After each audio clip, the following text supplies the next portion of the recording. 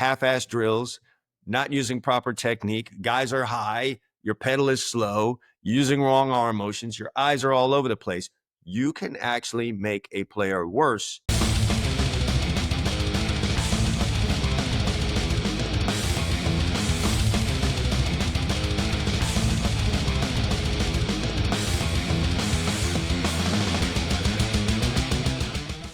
Coaches, your Indy period, is it serving your unit? Is it serving your team? Are your cornerbacks and safeties and nickelbacks better or worse as a result of your Indy period?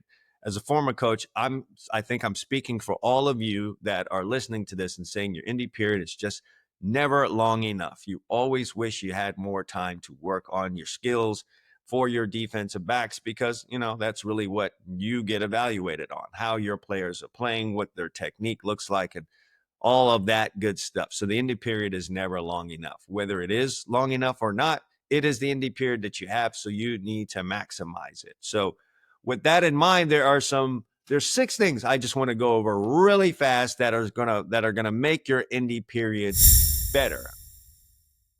First thing I'm going to say to you, coaches out there, is streamline and organize your drills. 2 big points on that. Number 1, give your drills a name. And the reason you're giving your drills the name is when you're in that Indy period and you're trying to move fast and hit on all the things that you want to go over that day, it is really good and efficient for you to just say the name of the drill and the players move into formation, getting ready to do the drill. If you don't give those drills a name, you're going to have to go through this whole big setup process for the drill every time, and that's going to take away from you. So you should be able to just say, W drill, let's go. Or say, pedal mirror drill. And just say the name of the drill. Guys get lined up, and they get coordinated, and they're ready to do the drill right away. All right? That's why you name the drills, because you just want to be able to say the name out. I would even say this: go through an Indy practice. All right. Go out there and rehearse how the Indy is. Bring your guys out there. First of all, give them the expectations. Talk about, how your Indy period is going to move, how these guys need to move, and how you want to just say the name of the drill and these guys know where to go. Do that before you start your fall practices, just so these guys have an understanding going into it and their expectations are there. They understand them and they can meet them. But you want to give those drills a name. The second thing is you need to organize your drills. So have an idea of how you can assembly line a drill so you can get as many reps of the drill as possible, and guys can just move in an organized pattern. With that in mind, I think I'm going to need to drop a link to a clinic that I did many, many years ago. I can't even think about it. It's over a decade now that I did this clinic, but I talked specifically about and gave a demonstration on streamlining your drills. And I was doing this for a youth football conference, or clinic, I should say, and showed how you streamline your drills so players can move through the drills, get into the line, and repeat reps without any loss of time.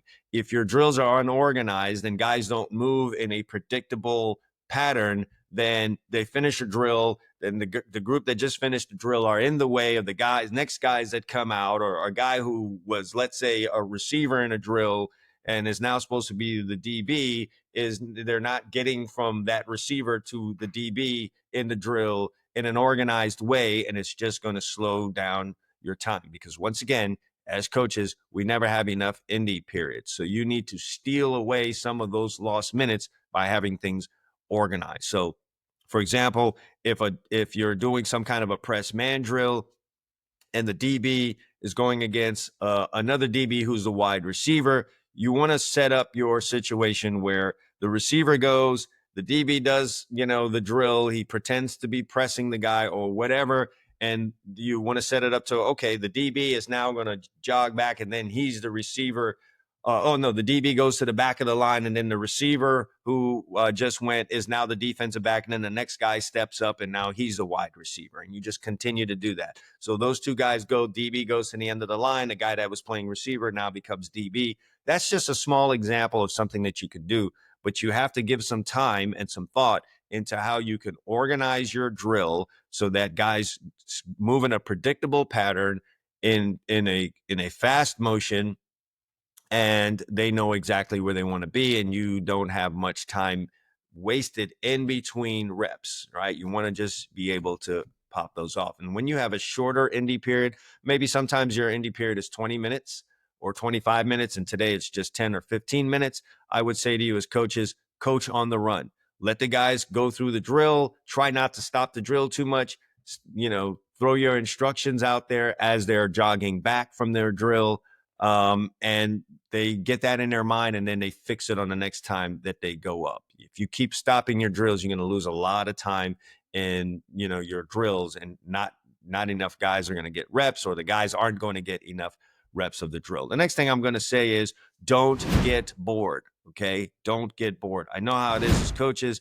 You think your players are out there just getting a little stale because you're doing the same drills over and over, and they might be.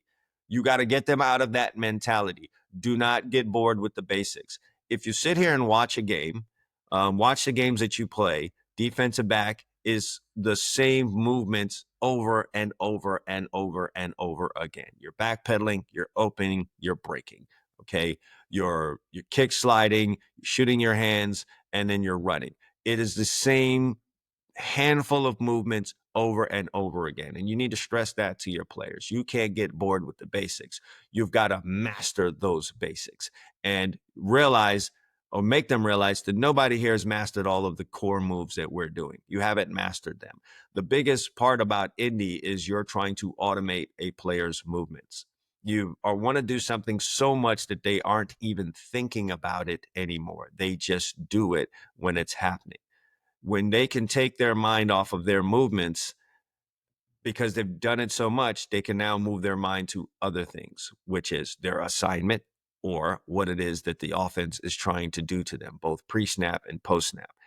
They aren't able to do that if they're thinking about their movements. And if they have to think about their movements, they just haven't been doing them enough. So as coaches, figure out, all right, what drills are going to enhance the movements that you are doing the most in your defense, which brings me to number 3. So number 1 is streamline your drills. Number 2 is don't get bored. Number 3 is the drills must apply. All right. You can't go out there and do drills that you saw at a clinic because you think they're cool drills or because you have a tremendous amount of respect for the coach that told you about it. All right. Maybe it's a coach at one of the big time Power 5 schools that you went to, or a coach that you have just admired a lot. You like the DBs and the way that the DBs move. So you really like this guy, and he said, these are the drills that we do. So you just say, I'm going to just copy this coach's drills. Well, that school and that team might be running a totally different defense than yours, right? They may be pressing all the time, and you guys play off more. You guys play a lot more zone. You play a lot more off man. It will do your DBs no good to be doing a bunch of press drills if you're only going to press 3-4 times a game, and you're going to be off the majority of the time. Figure out what it is that you guys do the most, and you tailor your drills around that. Because again, we're trying to automate the movements of our DBs. So if we're going to be backpedaling a lot, or if we're going to be off the ball a lot, or if we're going to be crossover running a lot, then you need to build your drills around that. The drills must apply to what they are actually doing in the game, in your defense, in your scheme. So build it around that. Number 4 is stress the importance. And I've already touched on that, but you've got to really stress the importance of Indy to these guys. I know a lot of guys, listen, I played, obviously coached, and I know some of the mentality out there. Guys will come to practice, and if there's any part of practice that they live and die for, maybe it's one-on-ones, right? That might be the part of practice that they just really gear themselves up for. Or they just love 7-on-7 because of the time to get interceptions, et cetera, et cetera. You really need to stress to these guys that, hey, look, I know you love one-on-ones. I know you love 7-on-7 or maybe even team. For you to be excellent in those parts of practice, in those periods of practice, you need to tie up the nuts and bolts of your technique so that you can do well in one-on-ones or, in 7-on-7. You want those interceptions in 7-on-7. You want to lock up, so-and-so wide receiver today because he's been talking crazy to you and, in the locker room or at school about how he's so much better than you, or he's going to, bomb you today. If you want to do well in those situations, then you need to take Indy serious. And then also explain to them what happens in Indy. Explain to them that we are automating your moves that you're going to make in competition by doing this Indy period. If you stress the importance to them, it'll eventually seep in that they can't just fly through Indy. Indy is not a warm-up period. You stretched already, all right? Your strength coach, if you have one, or whatever coach is in charge of, getting the guys stretched out for practice, you've already had that period. This is not come warm up. You already warmed up. So I don't want you to just be half-assing your way through the drills in Indy just to get warmed up, because we know what that looks like, coaches, right? That's just half-ass drills, not using proper technique. Guys are high. Your pedal is slow. Using wrong arm motions. Your eyes are all over the place. You can actually make a player worse if you just allow them to do that. And if you're a player out there and you know that you just go through the motions in Indy, you're making yourself worse. You would have been better off not going to practice that day, because for every time that you do a drill wrong, there's probably 4 or 5 times of doing it right to correct that one time. Imagine going through the motions and doing all the drills wrong for a week straight. Well, how long is it going to take you to actually get right in that drill? So as coaches, stress the importance of that Indy period and, essentially what it is it's going to be helping you to do. All right. The fifth thing is explain the why. All right. If you're an older head, if the kids call you Unc, all right, if you're from this previous period, we know how it was for us. Coach, we're doing this because coach said so. All right. I don't owe you an explanation. I told you to do X, Y, Z. You do X, Y, Z. And boy, don't you dare question me. We live in a little bit of a different era. All right. There's a lot more information out there available to the players, whether they want it or not. Okay. There's a whole online, there's social media. They see a lot of things. These guys go to trainers now. Other coaches have the ability to contact players more easily. And just players are, even more curious nowadays because, as I said, there's a lot more information available to them. So when they're doing something, they're going to want to know the why. And don't get angry. It's not a challenging of your authority if a player asks, but even whether they ask or not, you explain to them why we're doing this drill. Here's why you need a good kick slide. Fellas, here's why you need a good back pedal, all right? Here's why you need to be able to weave. That's why we are doing this drill. Or even better, you explain to them, guys, when you get really good at this particular drill right here, here's what's going to happen. Here's how this is going to help you get your hands on the ball. Here's how this is going to help you get more pass breakups, more interceptions, et cetera, et cetera, et cetera. If you're a brand new coach and you've been thrusted into a job and you're kind of overwhelmed, I've got a great resource for you. The All Eyes DB Camp members area will get you up to speed so you can get your guys in the right position to make plays and make you look like an all-star coach. I've got everything in there from quizzes, coverages explained, technique breakdowns, strategy sessions, everything you need to ramp up your coaching ability and turn your guys into playmakers. Hit the link down below. Come join us in the All Eyes DB Camp members area. Greatness awaits you. And don't assume that they know why, all right? You're the one that played and has been coaching for a while. You're the one who has a decade, 15, 20, 30 years in the game of football. So there's just some understanding that you have. Don't assume that the players have that understanding. And I'm talking about even on the most basic of drills. Don't assume that they know why. Explain it to them, especially in the early part of your practices as you start the summertime. Explain to them why they're doing this drill. And maybe some of them know already and they're just hearing it again. They need to hear it again, all right? If you've got kids, how many times have you had to say the same thing to them over and over? There's nothing wrong with repeating. There's nothing wrong with repeating the importance of something. There's nothing wrong with repeating the meaning of something. There's nothing wrong with explaining why something will help you. And there's nothing wrong with doing that same drill over and over again. All right. Repetition. All right.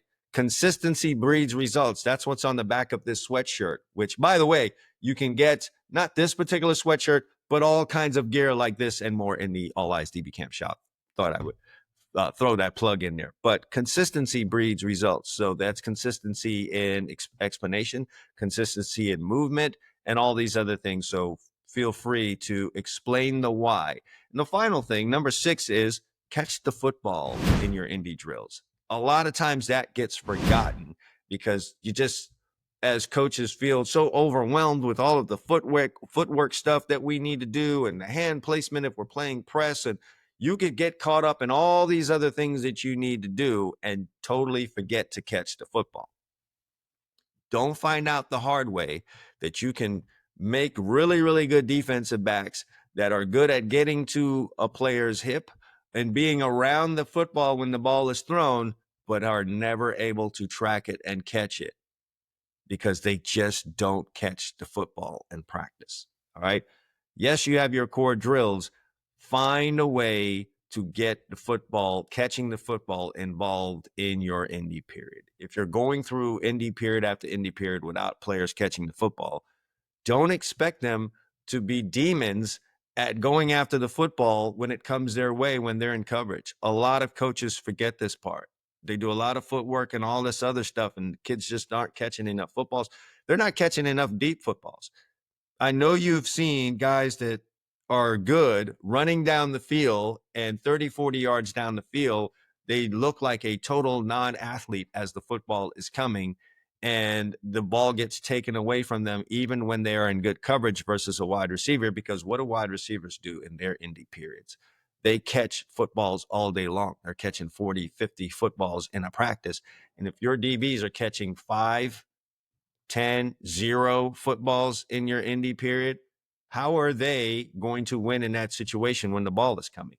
Because at the end of the day, essentially, that is what we're trying to do, right? We're trying to get the football. So if the guy I'm going up against catches 50 footballs a day and I catch 10 footballs a day, what do you think is going to happen there?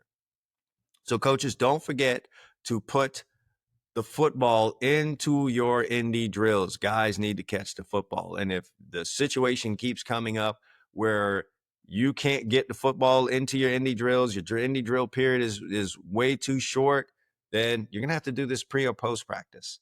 If you have a pre-practice period, set up a 5 or 10 minute period where you've got a rapid, ball drill where guys can catch a whole bunch of footballs in that drilling period, and just get them used to tracking the football and catching it. It's a skill that has to be learned. Don't assume that they're just going to know how to catch the football.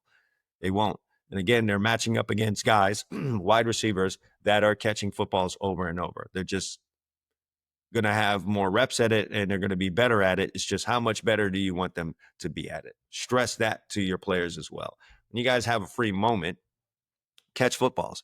All right. And if you need to do this post-practice, catch footballs and incorporate 2 things: blind ball drills. And by that, I mean where they don't see the ball thrown, turn their head around and the ball's already in flight. That's a big thing. You've got to coach your players up on that, because that's the world that we live in. We're looking at the receiver. The ball is coming. We are still looking at the receiver. Then we turn around. The ball is there. It can be shocking for guys if they don't train that. So blind ball drills and then deep ball drills. Okay. I understand when I tell you they've got to catch the football and you think, okay, we'll just throw the football from 10 yards away over and over, and that should be great. Okay. Catching a football from 10 yards away is a whole lot different than catching one from 40 or 50 yards away, where they've got to track the flight of the football, position themselves properly, and attack the football in the air, because the receiver will do that. They've got to get used to that as well. So set up blind ball drills, set up deep ball drills for your players. It has to be a part of your indie period. And if it just can't be, because there's so much of a time crunch, set it up pre or post practice. Your players need to catch the football.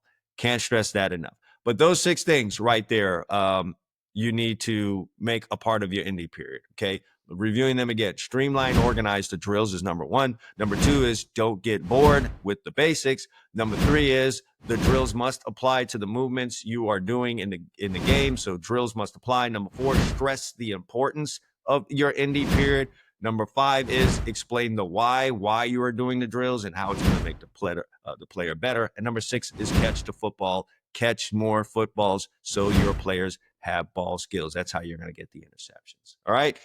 And that's going to wrap it up for us here on the Indie Drills podcast. I've always enjoyed doing this. I also enjoy feedback, guys. So if you liked this video, it helped you, there was some good nuggets here for you, drop a comment down below. Let's flood that comment section. If you have a question on anything that I talked about here for the last going on 50 minutes, hey, drop your question down below and we'll get some answers for you. All right, that's it for me. I'm heading out. Before you guys leave, all right, if you're watching this on YouTube, check out the links down below for 101 DB tips. And guys, if you're not a member of the All Eyes DB Camp members area, you are cheating yourselves. Over 300 posts in there on all types of things that are going to make you better. Got quizzes in there on coverages. I explain coverages in there. I go over technique, strategy. I go over some defenses there for that you may not have thought about for you coaches out there that are looking for some curveballs for you to throw at the offense. Got all that in there. We have discussions in there in our locker room area, plus teach tape, break down what did he do wrongs, all kinds of great stuff in there. I mean, if I had this stuff when I was playing, I'd probably be wearing a gold jacket right now, fellas. All right, I'd be a member of the Pro Football Hall of Fame. So listen, playing, coaching, training, get in that All Eyes DB Camp members area. I have links to that and the 101 DB tips down below if you're watching this on YouTube. All right, that's enough from me. I'm out of here until next time. All Eyes DB Camp. Consistency breeds results.